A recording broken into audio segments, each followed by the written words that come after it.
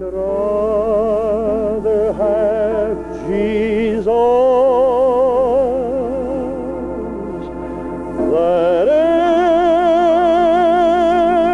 anything this world affords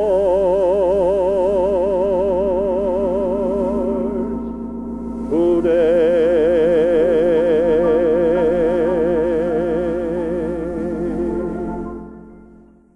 Arthur Michael Francis Depp was born on October 14, 1898 in Buffalo, New York, as one of 9 children in a Roman Catholic family. His grandfather John came to America in 1846 from Bavaria. John was a shoemaker by trade and settled in the fruit belt of Buffalo. For a short time, he moved to Chicago, but after being burned out by the Great Fire of 1871, moved back to Buffalo. Art came from a family of singers and performers on stage, including vaudeville, minstrel shows, opera, and even local plays. So Art came by those talents naturally. He and his sister Amelia often sang opera on Buffalo radio. A well-known choir master took Art and 3 other men, trained their voices, dubbed them the Schubert Quartet, and sent them off to bustling New York City in 1926 to see where their fortunes might take them. They found themselves on the famed Tin Pan Alley, where Art was introduced to Irving Berlin, the composer of White Christmas and God Bless America. After writing a song, Berlin would say, "Here, Art, sing this for me." They had some success, such as at the Fabian Theater in New Jersey, but their big break came on October 7 with the inauguration of the fledgling radio network NBC. They signed a contract for a half-hour program billed as Schickerling's Crystal Gazers, which aired each Thursday at 8:30 p.m. Even though unseen on radio, they dressed in Persian costumes, complete with turbans and pointed slippers. They preceded the now famous Kliklo Club Eskimos, an all-banjo band dressed in Eskimo parkas. The Crystal Gazers, however, made a professional error by contracting with the famous theater operator and MGM founder, Marcus Lowe, to sing in his theaters.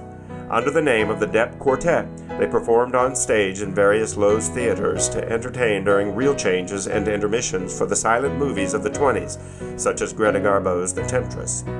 Little did they realize that they had entered into contracts that created a conflict of interest. Lowe, it so happened, was attempting to begin his own radio station in competition with NBC. They found themselves billed to sing at Lowe's Theater and the regular NBC radio program at the same time. It is not certain which gig they stood up, but Lowe blackballed their quartet thereafter.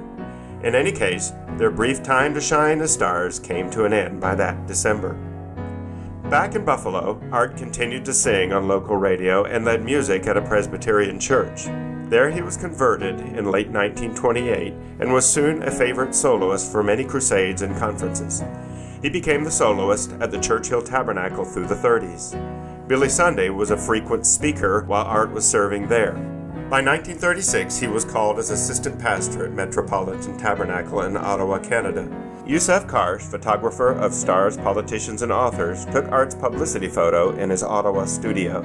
Art attended church at the Tabernacle with Irma Scharf. When Irma married a young, rising Christian soloist named George Beverly Shea, Art sang at their wedding. During the 30s, Art composed several hymns and choruses. In 1937, he became the extension director of the Buffalo Gospel Center and had a radio broadcast called Heartache's Harbor. Soon he was preaching at youth rallies, tent meetings, Bible conferences, and churches, though he continued to be soloist at various events, such as the Pine Brook Bible Conference, which hosted speakers like Percy Crawford, George Beverly Shea, Billy Graham, and Cliff Barrows.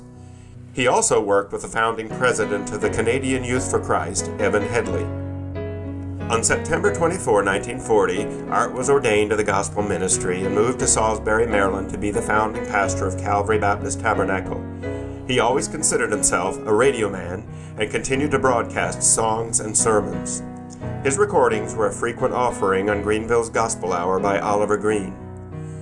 Art pastored numerous churches in Maryland well into his 70s. Music remained a significant part of the lives of his children and grandchildren over the years. 2 of his sons served in ministry, one as a pastor and the other as a missionary in Brazil and Guatemala. Several grandchildren went to the mission field or local church ministry. Even in retirement, Art could not sit still. He ended his days by serving as a volunteer chaplain in a detention center in the suburbs of Washington, D.C. In addition to booklets on marriage and family, Art also wrote The Art of the John Paul Witness, which he used often with the inmates. As an elderly man, he was respected by African American Muslim inmates, many of whom he led to the Lord. He went home to be with the Lord, whom he loved and served for 55 years on October 15, 1983. His wife of 62 years, Evelyn, lived nearly 1 month past her 100th birthday and joined him in heaven on December 9, 1996. Art never had much in the way of material things, but he valued Jesus more. The song he often loved to sing expressed his greatest desire: "I'd rather have Jesus than silver or gold."